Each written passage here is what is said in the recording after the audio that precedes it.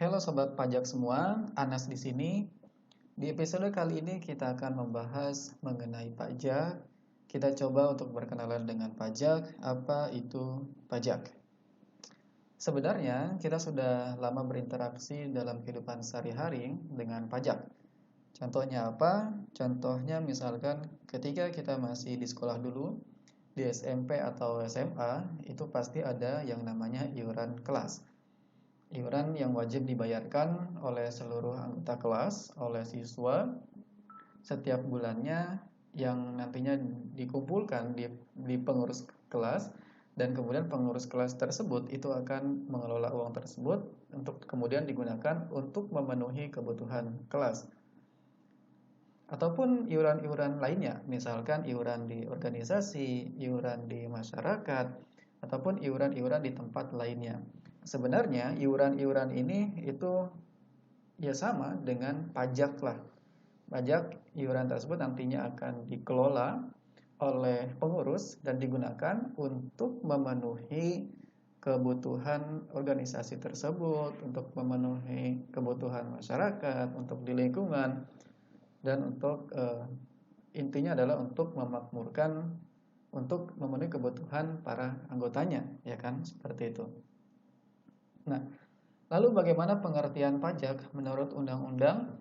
Jadi menurut Undang-Undang Nomor 28 Tahun 2007 tentang Ketentuan Umum dan Tata Cara Perpajakan atau KUP, pajak didefinisikan sebagai kontribusi wajib kepada negara yang terutang oleh orang pribadi atau badan yang bersifat memaksa berdasarkan undang-undang dengan tidak mendapatkan imbalan secara langsung dan digunakan untuk keperluan negara bagi sebesar-besarnya kemakmuran rakyat. Nah, dari definisi menurut undang-undang ini dapat kita ketahui beberapa karakteristik dari pajak. Pertama yaitu dia adalah kontribusi wajib. Jadi pajak itu merupakan iuran wajib yang harus dibayarkan oleh orang pribadi atau badan yang memang sudah memiliki kewajiban untuk membayar pajak. Dan sifatnya ini memaksa, yang apabila tidak dibayarkan oleh orang pribadi atau badan yang sudah mempunyai utang pajak tersebut, itu dapat dipaksa dengan undang-undang. Kemudian karakteristik yang kedua itu adalah tidak mendapat imbalan secara langsung. Artinya atas pajak yang dibayarkan oleh orang pribadi atau badan atau masyarakat kepada negara, nah masyarakat tersebut itu tidak secara langsung memperoleh imbalan. Misalkan jika kita membeli sesuatu ke warung atau ke supermarket misalkan dengan uang 100.000 kita membeli produk, maka kita bisa memperoleh langsung imbalan dari produk yang kita beli tersebut dengan menggunakan uang kita. Nah, jika pajak itu manfaat yang diperoleh oleh masyarakat itu tidak secara langsung ketika dia membayar pajaknya. Misalkan ketika dia membayar pajak 100.000 kepada negara, maka tidak langsung memperoleh manfaat pada saat itu. Jadi negara tidak langsung memberikan kursi, meja, atau bentuk produk atau lainnya, tetapi akan digunakan dalam bentuk lainnya, misalkan peningkatan pendidikan, fasilitas kesehatan, membangun jalan, dan sebagainya. Dan karakteristik ketiga dari pajak ini adalah digunakan untuk kemakmuran rakyat. Jadi pajak yang dikumpulkan oleh negara, yang dibayarkan oleh masyarakat, itu digunakan oleh negara untuk memenuhi keperluan negara, yaitu adalah untuk mengisi anggaran pendapatan dan belanja negara atau APBN yang nantinya akan digunakan untuk sebesar-besarnya kemakmuran rakyat. Contohnya apa? Contohnya adalah dengan membangun jalan, menyediakan fasilitas pendidikan, menyediakan fasilitas kesehatan, dan lain sebagainya. Lalu apa fungsi pajak? Fungsi pajak yang pertama itu adalah fungsi anggaran atau budgeter.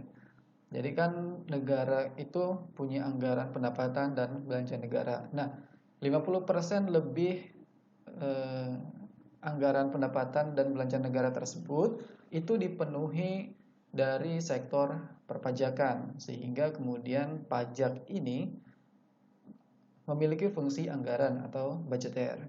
Yang kedua adalah fungsi mengatur atau fungsi reguleren. Jadi definisinya adalah sebagai alat pengatur atau melaksanakan pemerintah dalam bidang sosial ekonomi. Contohnya misalkan pemerintah ingin mengurangi emisi gas karbon yang dihasilkan oleh kendaraan, maka kemudian pemerintah mengenakan pajak atas karbon. Seperti itu. Fungsi yang ketiga yaitu adalah menjaga stabilitas. Pajak sebagai penerimaan negara dapat digunakan untuk menjalankan kebijakan-kebijakan pemerintah. Jadi untuk menjaga stabilitas ekonomi. Bagaimana caranya? Yaitu adalah pemerintah mengambil berapa persen porsi penghasilan dari masyarakat agar penghasilan tersebut tidak mengendap di dalam rekening masyarakat, tetapi kemudian diambil porsi kecilnya oleh negara, kemudian dikelola dan dibelanjakan kembali ke masyarakat agar menciptakan stabilitas ekonomi di masyarakat.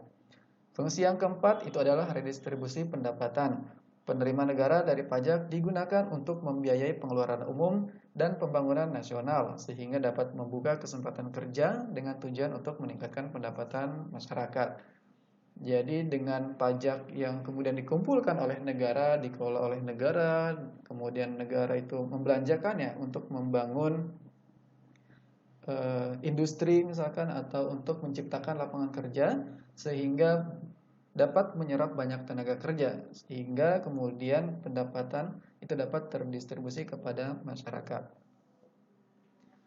Sistem pemungutan pajak itu ada 3.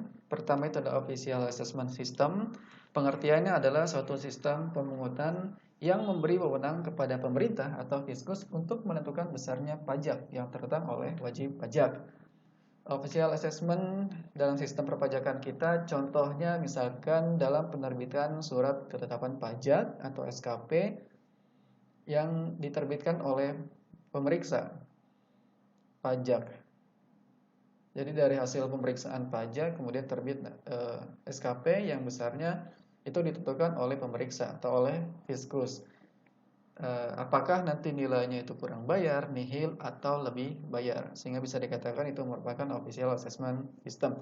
Namun secara garis besar, secara general, Indonesia itu menganut self assessment system, yaitu suatu sistem pemungutan yang memberi wewenang sepenuhnya kepada wajib pajak untuk menghitung, memperhitungkan, membayar, dan melaporkan sendiri besarnya pajak yang terutang. Jadi dengan sistem self-assessment ini, semua masyarakat wajib pajak itu diberikan kewenangan untuk menghitung, memperhitungkan, dia menghitung pajaknya berapa banyak, kemudian dia membayar sendiri, dan kemudian setelah membayar, dia melaporkan pembayaran pajaknya secara mandiri pula. Yang ketiga itu adalah withholding system. Withholding itu adalah suatu sistem pemungutan yang memberi wewenang kepada pihak ketiga, bukan fiskus dan bukan wajib pajak yang bersangkutan, untuk menentukan besarnya pajak yang terutang oleh wajib pajak. Jenis pajak yang dikelola oleh Direktorat Jenderal Pajak atau juga dikenal dengan pajak pusat, itu ada beberapa jenis pajak. Pertama itu adalah pajak penghasilan atau biasa dikenal dengan PPH, kemudian ada pajak pertambahan nilai atau PPN. Nanti akan kita bahas lebih rinci lagi di episode-episode selanjutnya. Kemudian yang ketiga itu adalah pajak penjualan atas barang mewah atau PPNBM, pajak bumi dan bangunan, dan yang terakhir itu adalah bea meterai. Lalu bagaimana kontribusi pajak dalam APBN? Berdasarkan Perpres 98 tahun 2022, target penerimaan pajak untuk memenuhi APBN itu sebesar 1.485 triliun dari total anggaran pendapatan negara sebesar 2.266,2 triliun rupiah, sehingga porsi pajak untuk mengisi pendapatan negara itu sebesar 65,5%. Sangat besar, sehingga 50% lebih anggaran pendapatan negara itu ditopang dari penerimaan pajak. Sehingga bagi masyarakat, bagi wajib pajak, pajak yang dibayarkan itu memberikan porsi sebesar 65,5%. Nah, dengan besarnya porsi pajak ini terhadap APBN, sehingga jangan sampai kita menyepelekan perihal perpajakan ini. Jadi bagi teman-teman, bagi wajib pajak, bagi masyarakat umum semuanya, mari kita belajar pajak lebih lanjut lagi sehingga kita tidak terkendala, tidak mengalami kebingungan, tidak mengalami kesulitan dalam menyelesaikan administrasi perpajakannya. Karena sebenarnya untuk memenuhi kewajiban perpajakan ini sangat mudah jika kita mengetahui ilmunya. Jadi tonton terus video ini, like jika teman-teman suka, komen di kolom komentar materi tentang pajak apa saja yang ingin dibahas, dan kemudian share ke teman-teman semua agar semua orang itu bisa melek tentang pajak, bisa mengetahui lebih detail tentang pajak sehingga kita dapat berkontribusi secara maksimal kepada negara. Terakhir saya ucapkan terima kasih bagi teman-teman yang sudah menonton video ini. Sampai berjumpa di episode-episode selanjutnya. Bye bye.